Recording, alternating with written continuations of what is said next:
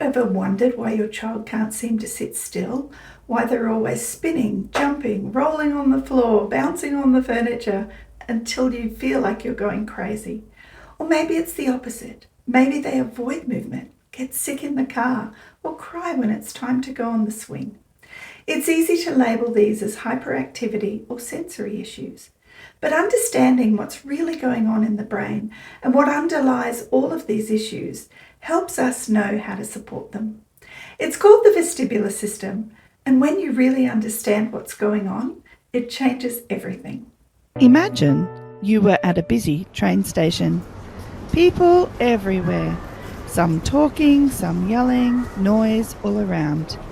A train is coming and the announcer says, "Sydney train approaching."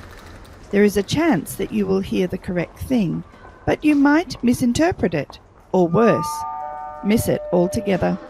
Instead of hearing "Sydney train approach," your brain hears "Cindy is a cockroach." It doesn't make sense, and your brain goes into overdrive, concentrating, trying to figure out what was said. When our brain interprets things correctly, it is easy to follow through with a response or action. But when it misinterprets something, it stops performing its normal function and concentrates on solving the puzzle at hand. You can't act clearly because your brain is working overtime trying to make sense of it. You feel anxious, confused, on edge. Now imagine your child's brain doing that all day long. That's what happens when the vestibular system misinterprets movement signals. Your brain's balance center is so busy trying to figure out which way is up that everything else gets harder. There's no capacity for learning, for creating, or exploring because the brain is working so hard at normal movement. The vestibular system is our internal GPS. It helps us know where our bodies are in space, whether we are still or moving, and how to coordinate movement with what we see and what we hear. It's absolutely foundational for learning, attention, and behaviour, and even emotional regulation. If the vestibular system isn't working properly, kids will do whatever they can to self-regulate. Some kids seek more movement. They spin, rock, they jump on the couch. They shake their head or bounce constantly. They're not being naughty. They're actually doing whatever they need to help their brain function. Movement stimulates the vestibular system. It's like shaking your head when you're trying to stay awake or when you're tired. It helps the brain focus. Other children might avoid movement. They might dislike swings or merry-go-rounds. They hate having their head tilted. They might get car sick or dizzy easily. They fear heights or climbing. Both ends of the spectrum are signals, not problems. And once you notice them, you can respond with understanding, not frustration, responding to what their brain needs. Here's something fascinating most people don't know. The brain needs a vestibular upgrade before every new motor milestone. Let me show you what that might look like.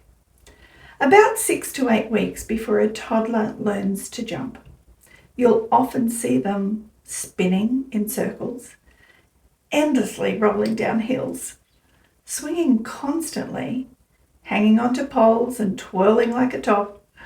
They're not being annoying. They're training their balance system. They're telling you, my brain is getting ready for something new. You'll even notice this. They try to jump, but their toes don't leave the ground. Why? Because their brain knows they can't land yet. Jumping isn't about launching, it's about safely landing, and that takes advanced vestibular control. When you understand this, you can help by offering intentional movement opportunities to support the brain. If you're enjoying this video, don't forget to like, subscribe, and share the power of music with someone you know. For more tips on where neuroscience meets music, meets learning, go to our website. Link below. Inside the vestibular system are 3 tiny tubes, the semicircular canals, that each detect different kinds of motion. Side to side, like shaking your head, forward and back, like nodding, and rotational, like tilting your head or spinning. Each one plays a unique role in keeping us balanced and helping our brain stay organised. I've developed a technique called 3-way rocking, where we gently rock a child in each of these directions. I've seen miracles. Children who suffer from night terrors, calmed. Children who are constantly dysregulated, settled, all from stimulating the brain gently in a way it understands. Calming the central nervous system in steps, layer by layer. It's not just movement. It's intentional, rhythmic movement. And when we combine it with music, rhythm, and connection, the effects are powerful. Let me show you what I mean. You can hold your child in different ways, facing outwards, this way. You can even hold them side to side this way. Each one does something different. But you rock them forward and back. You rock side to side. And you rock around. You would do each of those movements for 1 minute before changing. The central nervous system needs time to come down and to calm. I have seen so many things happen with children when they do this. So give it a try at home. Put on some rocking music and try those 3 ways. Do one for a minute, switch to the next one, and do this one last. This might surprise you. Sitting still is actually the most advanced form of balance your brain can do. Think about it. It's much easier to balance on a moving bicycle than a stationary one. A child who's constantly moving during a story time or someone who can't sit still in a class might not be disobedient. They might just be working overtime to balance. Their brain and vestibular system are struggling. For these children, we need to start supporting the brain and not punish the behaviour.